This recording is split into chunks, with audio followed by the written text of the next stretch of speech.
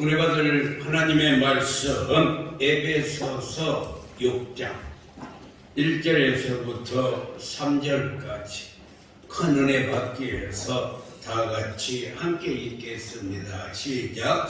자녀들아, 주 안에서 너희 부모에게 순종하라. 이것이 옳으니라. 내 아버지와 어머니를 공경하라. 이것은 약속 있는 첫 계명이니 이로써 내가 잘되고 땅에서 장수하리라. 아멘. 목사님과 인사 한번 합시다. 효도 많이 받고 나오셨습니까? 다시 한번 부모님께 효도하셨습니까? 네. 대답들이 시원찮으네요. 네. 오늘 정말로 시원성가대 찬양에 은혜 받았습니다. 어머니의 기도가 나를 살게 하고 어머니의 기도가 기적을 일으킨다. 기도하는 어머니 되기를 주님의 이름으로 축원합니다. 사랑하는 성도 여러분, 어버이 주일을 맞이해서 연어와 그리고 가물치 이야기를 여러분들에게 들려주고 싶습니다. 모성애를 가진 연어는 알을 낳은 후에 그 알을 적으로부터 지키고 있다가 부화된 새끼들이 먹이를 찾을 줄 몰라 자신의 살을 뜯어먹고 자라게 하는 것입니다. 그 결과 어미 연어는 가시만 남게 되어 가시고기라라고 말을 하면서 연어를 모성애의 물고기라라고 말합니다. 자기의 살을 자녀들이 다 뜯어먹고 살도록, 그리고 자기는 가시만 남아있어서 가시고기, 모성애의 물고기라 해요. 그리고 가물치는 알을 낳은 후에 영양실조로 눈이 실명이 되어서 알을 낳은 후에는 먹을 것을 찾을 수가 없게 되는 것입니다. 그때 알에서 부화된 수천 마리의 새끼들이 어미가 죽어가는 것을 보고 자진해서 한 마리씩 어미의 입으로 들어가 엄마의 배를 채워주는 것입니다. 이런 새끼들의 시성으로 어미가 눈을 뜰 때가 되면 남은 새끼는 겨우 10분의 1밖에 남지 않는다는 것입니다. 대부분은 자신의 생명을 어미를 위해서 희생한다고 해서 가물치는 효자 물고기라고 이렇게 부르고 있습니다. 사랑하는 성도 여러분, 어버이 주일을 맞이해서 이 물고기들을 보면서 우리를 한번 되돌아보는 시간이 되었으면 되겠어요. 연어같이 모성애를 받고 살았지만은 가물치 같은 효심이 정말 나에게 있었는지, 부모의 큰 사랑을 받고 살아오면서 나에게는 정말 가물치 같은 효심이 있었는지 이 시간 한번 생각해보고 반성하는 시간 되기를 주님의 이름으로 축원합니다. 그런 의미에서 이 시간은 어버이의 마음을 한번 우리 찬양하고 설교 말씀을 듣겠습니다.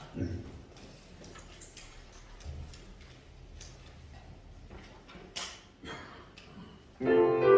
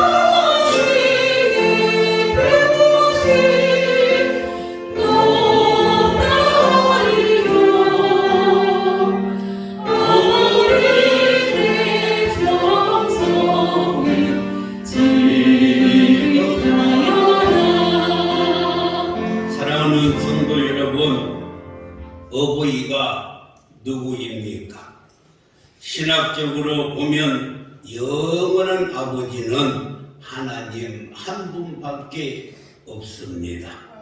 그러나 이 땅에 영원하신 하나님 아버지의 그림자가 우리의 가정에 계십니다. 그분이 바로 나를 낳아주시고 나를 길러주신 아버지, 어머니인 것입니다. 그래서 오늘 본문에서 에베소서 6장 2절에는 뭐라고 말씀했냐? 내 아버지와 어머니를 공경하라. 이것이 약속 있는 첫 계명이라 라고 말씀했어요. 해마다 찾아오는 이 어버이날이면 후회되는 건 불효와 내 부모님을 잘 섬기지 못한 죄책감이 들 뿐입니다. 사랑하는 성도 여러분, 그래서 오늘 본문에서 첫째, 내 부모를 공경하라 라고 말씀했어요. 그리고 나서 어떤 수식어도 없이 그냥 내 부모를 공경하라는 것입니다.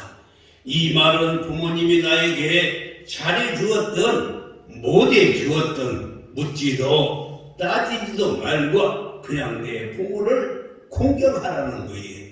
이것이 옳다는 것입니다. 성경 어디를 찾아봐도 너의 인격적인 부모를 공경하라 라고 말하지 않습니다. 그리고 존경할 만한 내 부모, 훌륭한 내 부모, 사회적으로 성공하고 성품이 좋아서 본받을 것이 있는 내 부모를 공경하라고 말하지 않습니다. 그냥 너의 부모에게 공경하라는 거예요. 좋든지 좋지 않든지 간에 너를 낳아주었기 때문에 공경하라는 것입니다. 사랑하는 성도 여러분, 내 부모님이 훌륭한 분이라서 공경하는 것이 아닙니다. 그렇다고 해서 공경할 만한 어떤 가치가 있어서 공경하는 것이 아니라 어떤 자격이 있어서 공경하는 것도 아니고 그냥 부모님이 나를 낳아주셨기 때문에 우리는 부모님을 존경해야 된다는 것입니다. 우리 부모님 중에 인격적으로 잘 못하신 분들도 많이 계실 것입니다. 그런데 그런 부모도 낳아주었기 때문에, 길러주었기 때문에 공경하라는 거예요. 효도하라는 것입니다. 여기서 공경이라는 말은 카베트라라는 뜻인데 이 말은 무겁다라는 뜻이고 우리의 몸에 간을 말하고 있습니다. 그래서 부모님의 말씀을 우리가 절대로 경히 여기지 말고 업신 여기지 말고 신중하게 무겁게 대하는 것이 바로 공경인 것입니다. 그리고 부모님의 이 사랑하는 삶을 존중하는 것이 공경이에요. 아버지가, 어머니가 나에게 도대체 무엇을 해준 것이 있다고 그걸 따지지 말고 공경하는 것입니다. 그런데 우리는 부모님의 살아온 삶을 존경하지 않습니다. 부모님들은 나이가 드시면 똑같은 말을 하고 또 하고 하시는데 똑같은 말을 한다고 해서 자녀들이 무시해서 아니 된다는 것입니다. 여기서 재미있는 이야기를 하나를 한다면 나이가 드셔서 이제 정신이 오락가락 하신 아버지가 아들과 어느 날 마루에 이렇게 앉아 있는데 까치 한 마리가 날아왔습니다. 아버지가 아들에게 저게 무엇하냐고 물으니까 아들이 아버지 저건 까치예요. 이렇게 대답을 했어요. 정신이 왔다 갔다 한 아버지가 한참 뒤에 아들아 저게 뭐냐 하고 또 물었더니 그랬더니 아들이 귀찮아하는 듯이 까치예요 까치 이렇게 대답을 하는 것입니다. 한참 뒤 또 아버지가 아들아 저게 뭐냐 하니까 아들이 까치요 까치 왜 자꾸 귀찮게 묻기만 하냐고 아버지에게 큰 소리를 아들이 치는 거예요. 그러자 아버지가 방에 들어가듯이 오래된 일기장을 하나 들고 나와서 아들에게 읽어주셨어요. 뭐라고 써져 있는가? 나는 오늘 3살 된 아들하고 마루에 앉아 있었는데 까치 한 마리가 날아왔다. 그걸 보고 3살짜리 아들이 아빠 저게 뭐지요? 까치다. 또 묻습니다. 아빠 저게 뭐예요? 까치다. 계속해서 아들은 21번이나 아빠 저게 뭐예요? 하고 물을 때 나는 내 아들이 호기심이 많구나 생각을 하고 저것이 까치다 하고 21번을 기쁜 마음으로 이렇게 가르쳐 주었다라고 일기장에 기록이 되어 있는 것입니다. 오늘 본문 말씀에 내 부모님을 공경하는 말씀이 있는데 또 내 자식을 사랑하라는 말은 한 번도 나오지 않습니다. 내 부모는 공경하라고 했는데 내 자식은 사랑하라는 말이 없어요.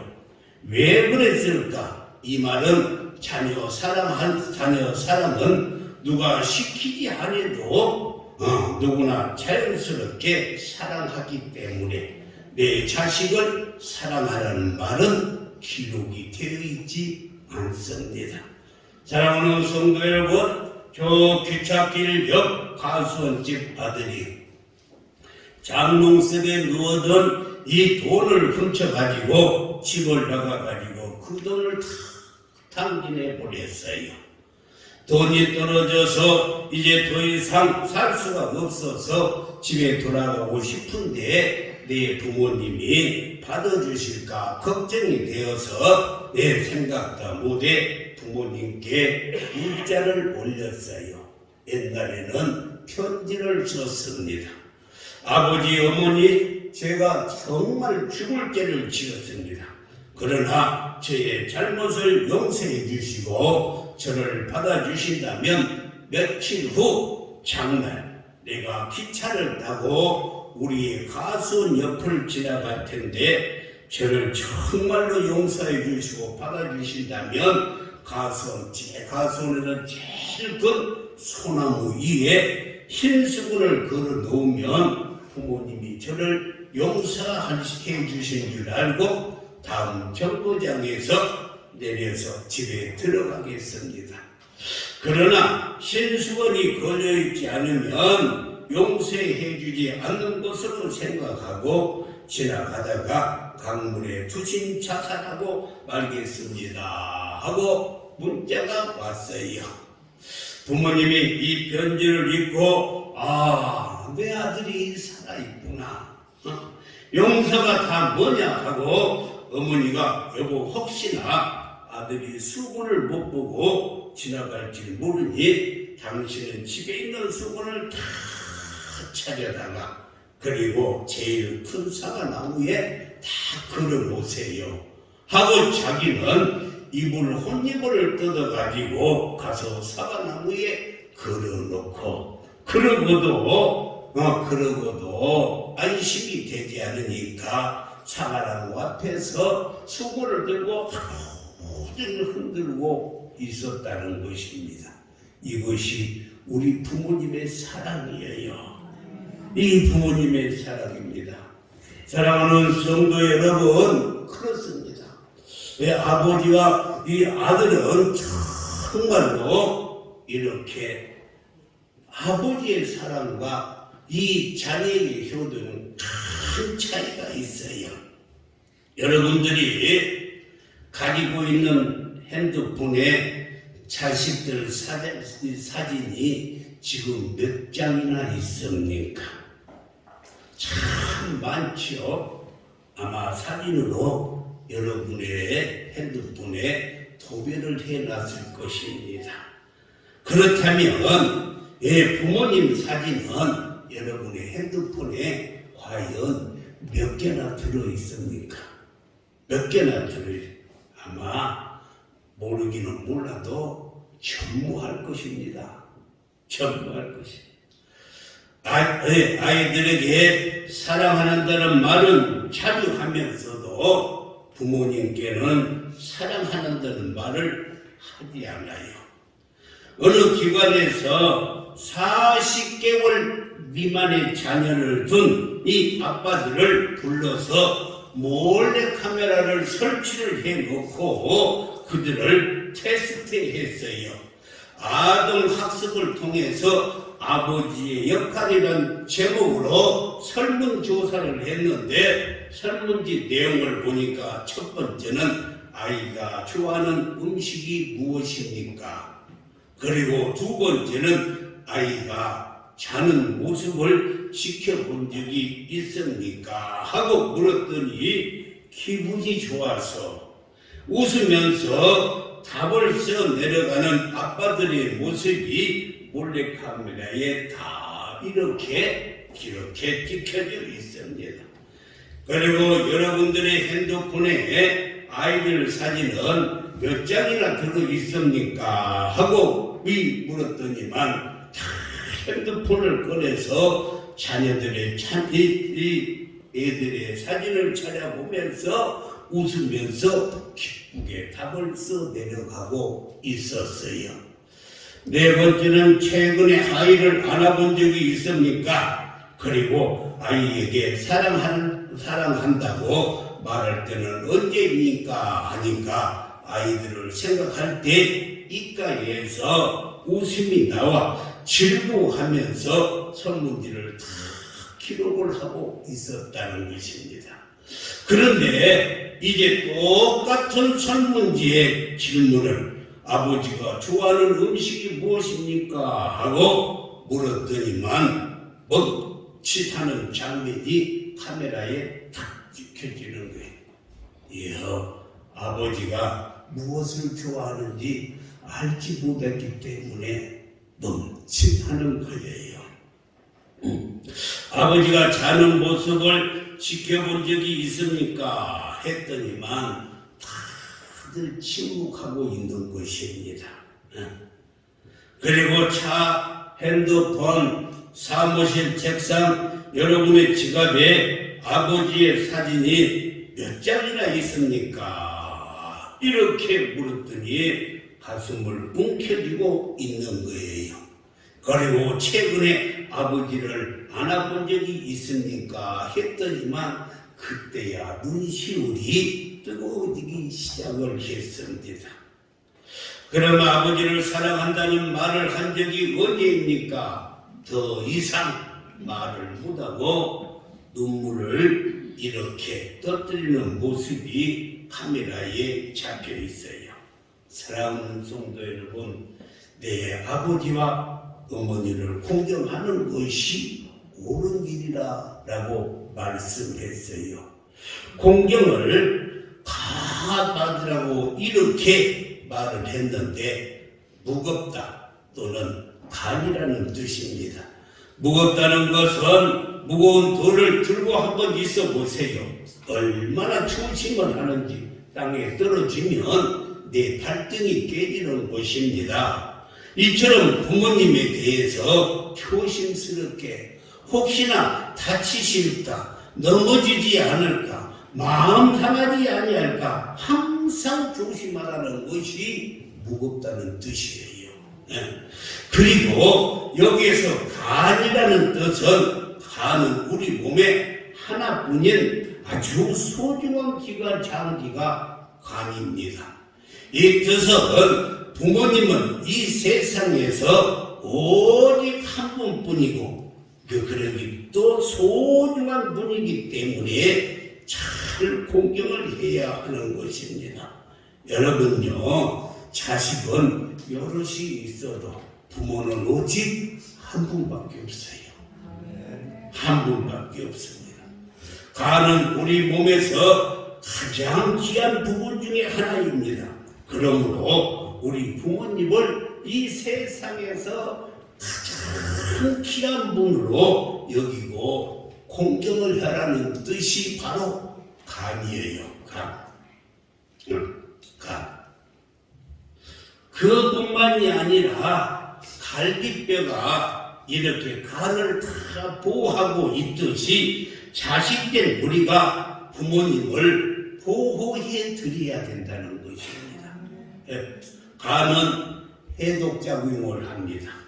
이와 같이 부모님은 자녀들의 모든 잘못을 감싸주고 모든 문제를 해결해 주시는 분이 부모님이에요.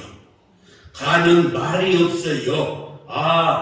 검사해서 간암입니다 하면 그 사람은 죽어야 될 사람이에요. 그렇게 묻은 게 간입니다. 부모님은 자녀들을 위해서 그토록 수고하시면서 진자리 마른 자리 갈아주시면서 그렇게 고생하시면서도 전혀 말이 없으세요. 대가를 바라지 않는 분이 우리의 부모님이십니다. 간은 생명 유지에 필요한 모든 것을 다 저장해 두었다가 필요할 때 공급해 주는 거예요. 부모님은 자녀들의 필요한 모든 것을 공급해 주시는 분입니다. 그러므로 우리 모두는 부모님을 공경하고 부모님께 효도해야 될 줄 믿습니다.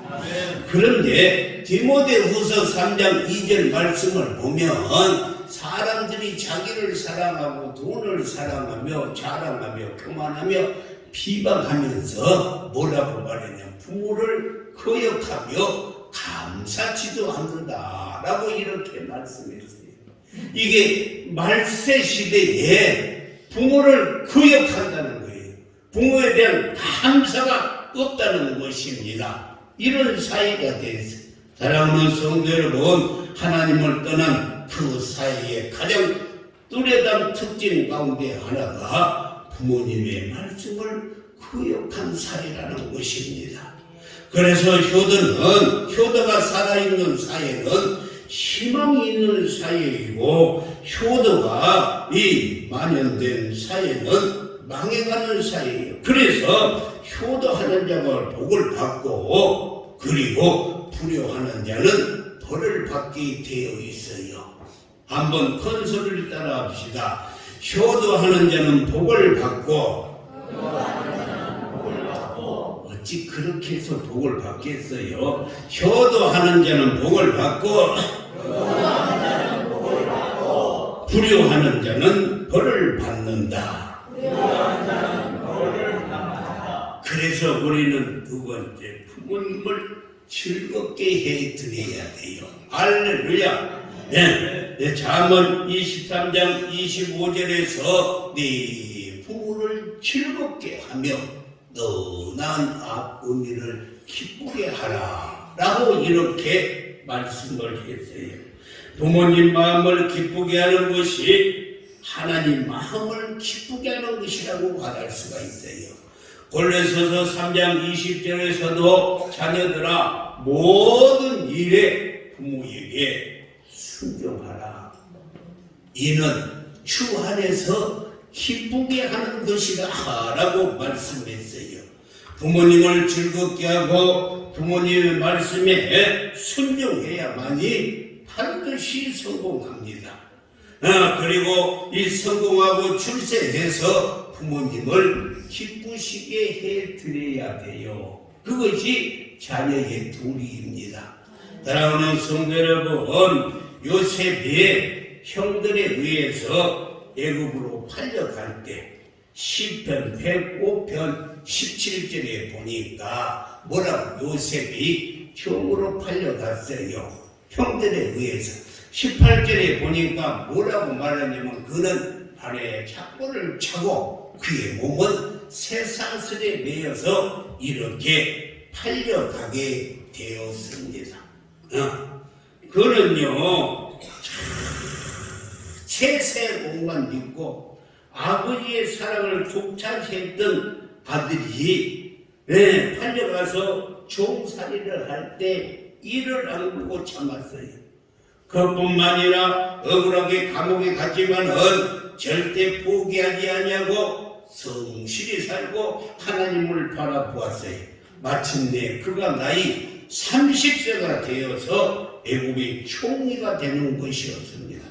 그가 총리가 되어가지고 그의 부모님께 아버지 야곱에게 드릴 것을 보냈는데 창세기 45장 23절에서 뭘 할 수 있냐면 그 아버지에게 보내되 수납이 10필과 애굽의 아름다운 물품을 실기고 암나귀 10필에는 아버지에게 길에서 드릴 이 곡식과 그리고 떡과 양식을 바리바리 실어가지고 이렇게 형들에 의해서 아버지께 보냈어요.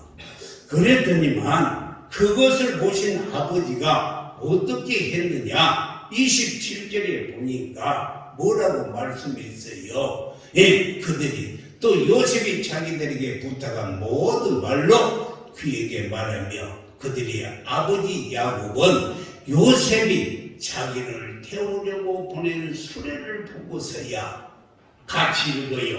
기운이 솟아난지라. 할렐루야. 여러분들이 성공해야 부모님의 기운이 솟아나는 거예요. 지게리도 못 살고 가난하게 살고 있으면 부모님의 근심 걱정거리가 돼요. 그런데 부모님께 효도하면 하나님께서 그에게 복을 주셔서 축복하여 주셔서 잘 살게 돼요. 그때 부모가 멋진다고요. 기운이 솟아난지라. 할렐루야. 이 부모님께 효도하는 거 여러분들이 정말 잘 되어서 부모님께 효도하면 여러분의 부모님이 기운이 솟아요. 할렐루야. 기운이 솟아난지라. 기운이 솟아난지라. 여러분들도 성공하고 출세해서 여러분의 부모님이 건강하고 기운이 솟아나기를 주님의 이름으로 축원합니다. 그리고 이 야곱은 내 아들 요셉이 지금까지 살아있으니 내가 죽기 전에 그러면 가보아야 되겠다 하고 창세기 46장 29절과 30절에 보니까 요셉이 그의 수레를 갖추고 아들이 수레를 보냈잖아요. 고산으로 올라가서 그의 아버지 이스라엘을 다시 말해서 야곱을 맞으며 그에게 보이고 그의 목을 어금맞춰 안고 얼마 동안 울며, 그러니까 야곱이가 요셉에게 갔어요. 그래가지고 부자간에 상봉을 했을 때 목을 어글맞추고 울었다는 거예요. 그리고 30절에서는 뭐라고 말하냐면 내가 이제 네 얼굴을 보았으니 죽어도 여한이 없다. 이제 죽어도 족하다는 것입니다. 할렐루야. 이렇게 자식이 잘 살고 이렇게 총리가 되는 것을 보고 나서 그의 아버지가 하는 말이 이제 죽어도 한이 없다. 죽어도 원이 없다. 여러분요, 여러분들 열심히 공부하고 열심히 일해서 다 성공하기를 주님의 이름으로 축원합니다. 아멘 하는 사람만 성공해요. 아멘 하는 사람. 아멘 하는 사람. 우리 어렸을 때요, 이 노래가 지금이 생각이 나요. 야, 그때는 그래서 출세하려고 했구나. 그래서 성공하려고 했구나. 그래서 제가 한번 불러볼까요? 빙글빙글 도는 의자, 해전 의자에 임자가 따로 있나 앉으면 주의되지. 사람 없어 비워둔 의자는 없더라. 그 다음에 뭐예요? 억울하면 출세하라는 거예요. 할렐루야. 출세하라는 것입니다. 우리 어렸을 때 이 노래가 얼마나 많이 불러졌는지 몰라. 여러분들이 출세하면 여러분의 부모가 뭐라고요? 지금 죽어도 원이 없다. 지금 죽어도 한이 없다는 거예요. 요셉처럼 출세하고 성공하여서 부모님을 기쁘시게 하는 성도들이 되기를 주님의 이름으로 축원합니다. 사랑하는 성도 여러분, 그런데 효도는 부모님이 살아 계실 때만 효도할 수가 있어요. 돌아가신 후에 무슨 제사상을 차려놓고 하는 건 그거 효도 아닙니다. 살아 계실 때 하는 거예요. 오늘 모세가 십계명을 받아왔어요. 십계명을 두 돌판에 받았는데 1계명부터는 4계명까지는 하나님을 섬기는 곳이고 5계명부터 10계명까지는 이렇게 사람들과 대인 관계를 닮아가는데 그의 첫 번째가 뭐냐면은 내 부모에게 효도하라는 거예요. 그런데 이 10가지 중에서 9가지는 내가 언제든지 할 수 있어요. 그런데 제 5계명 부모님께 효도하는 것은 부모님이 살아계실 때밖에 할 수 없어요. 부모님이 내일 돌아가시면 효도하고 싶어도 못 하는 거예요. 그래서 부모 살아계실 때 효도해야 돼요. 그래서 경철은 이렇게 말을 했어요. 뭐라고 말을 했냐 하면은 어버이 살아계실 때 섬기기를 다하여라. 한 번 가신 뒤에 애달프다 의하리 생전에 고쳐 못할 일은 이뿐인가 하노라. 사랑하는 성도 여러분, 효도는 부모님 살아계실 때만 할 수가 있습니다. 기회는 살아계실 때밖에 없어요. 그래서 옛말에 나무가 아무리 가만히 서 있고 싶어도 바람이 놔두지 않고 흔들어대고 자식이 오래오래 부모님을 잘 모시고 공경하고 싶어도 세월이 기다려주지 않는다라고 말씀했어요. 그래서 부모님께 효도할 수 있는 기회는 계속 있는 것이 아니고 살아계실 때 그래서 한 번 더 찾아봐야 돼요. 아멘 좀 해요. 아멘. 살아계실 때 한 번 더 전화하고 그리고 입맛이 있고 소화를 잘 시키실 때 맛있는 음식도 사드려야 돼요. 거동하실 때 용돈도 드리는 것이 효도예요. 이제 거동도 하지 못하고 누워있을 때 용돈 주어본들 무슨 소용이 있겠어요? 그렇지 않아요? 입맛도 없고 소화도 못 시키는데 맛있는 음식 사다 드린들 무슨 소용이 있겠습니까? 살아 생전에 효도하지 못하면 천국 이르처럼 후회할 수밖에 없어요. 후회할 수밖에. 여러분 청개구리 잘 아시잖아요. 살아생전 효도하지 못하면 청개구리는요 부모님의 말씀에 늘 반대로 살았어요. 산에 가라 하면 냇가로 가, 동으로 가면 서로 가고. 그러니까 부모님이 돌아가시면서 내 자식은 저렇게 반대로만 하니까 아들아 나 죽으면은 냇가에다 묻어주라. 그러면 어디다 묻어줄까? 몰라요? 그래요. 그 산에다 묻어줄까? 아들이 다 반대로만 했으니까.